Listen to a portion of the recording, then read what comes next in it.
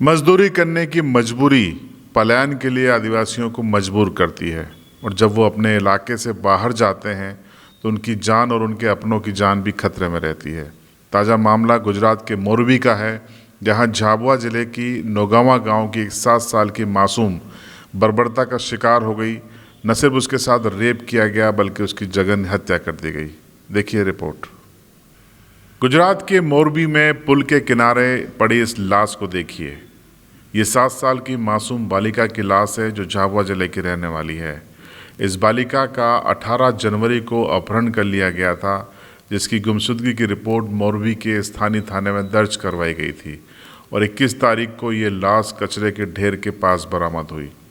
जब जांच हुई और पोस्टमार्टम हुआ तो पुष्टि हुई कि बालिका के साथ रेप किया गया है और उसके बाद उसकी जघन्य हत्या की गई है। पूरा मामला सामने आने के बाद उसके परिजनों ने पुलिस में रिपोर्ट दर्ज कराई। हालांकि पुलिस ने एफआईआर दर्ज करके जांच के बाद झारखंड के रहने वाले दुर्गाचरण उर्फ टार्जन नाम के उस दुष्कर्मी को गिरफ्तार कर लिया है, जिसने इस जघन्य हत्याकांड को और अपहरण को अंजाम दिया था। लेकिन अब सोशल मीडिया पर लगातार ये मांग उठ रही है कि झाबुआ की इस बेटी को न्याय मिलना चाहिए, हत्यारे को फांसी की सज़ा मिलनी चाहिए। और साथ ही साथ आज पूर्व मुख्यमंत्री कमलनाथ ने ट्वीट किया है, जिसमें उन्होंने मध्य प्रदेश शासन से मांग की है कि पीड़ित बालिका के परिजनों को मदद की जाए और अपराधी जो आरोपी है उसको जल्द से जल्द सज़ा मिले, इस संबंध में पहल की जाए। इसको लेकर झाबुआ के कांग्रेस विधायक कांतिलाल भूरिया भी मुखर हैं। उन्होंने कहा है कि ये पूरा मामला ट्रांसफ़र किया जाए मध्य प्रदेश की किसी अदालत में, झाबुआ की अदालत में, ताकि यहाँ पर पीड़ित परिवार को न्याय मिल सके, उसे गुजरात न जाना पड़े, उसे किसी तरीके के दबाव और प्रलोभन का सामना न करना पड़े। साथ ही साथ कांतिलाल भूरिया ने 10 से 20 लाख रुपए के मुआवजे की मांग भी गुजरात सरकार से की है। सुनिए कांतिलाल भूरिया को। भदौरिया जी, वो बात बहुत दुखद है।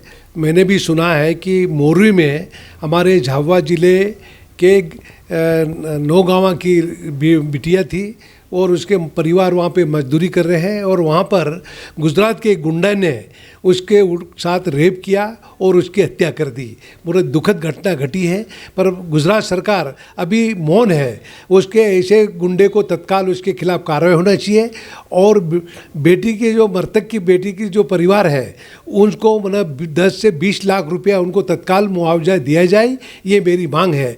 और जो केस चल रहा गुजरात में वो तत्काल झाबुआ जिले में ट्रांसफ़र करें और फास्ट ट्रैक कोर्ट में उसका केस चलाया जाए और तत्काल उसको सज़ा मिले ऐसे दोषियों को, क्योंकि गुजरात और मध्य प्रदेश में सबसे ज़्यादा बेटियों के ऊपर अत्याचार हो रहा है, उसकी हत्या की जा रही है। अब सरकार को सजग होना बहुत ज़रूरी है और ऐसे गुंडों को ऊपर तत्काल कार्रवाई करे, ये मेरी मांग है। तो आपने कांतिलाल भूरिया को सुना और अब आप देखिए कि जो युवक कांग्रेस है वो भी इस मुद्दे पर मुखर है। युवक कांग्रेस की भी ये मांग है कि तुरंत ही मामले को गुजरात से एमपी में ट्रांसफ़र किया जाए और पीड़ित परिवार को न्याय दिया जाए। सुनिए क्या कहा युवक कांग्रेस के जिलाध्यक्ष ने। बेटी है तो कल है का नारा हम लोग बोलते हैं, लेकिन आज हम जो देख रहे हैं कि भाई बेटी सुरक्षित है तो कल कहाँ सुरक्षित होगा हमारा। हम ये मांग करते हैं कि इस बेटी के हत्यारों को जल्द से फांसी सज़ा हो और जो इनका मामला है उसको फास्ट ट्रैक कोर्ट में लिया जाए और ये केस को एमपी में ट्रांसफ़र किया जाए।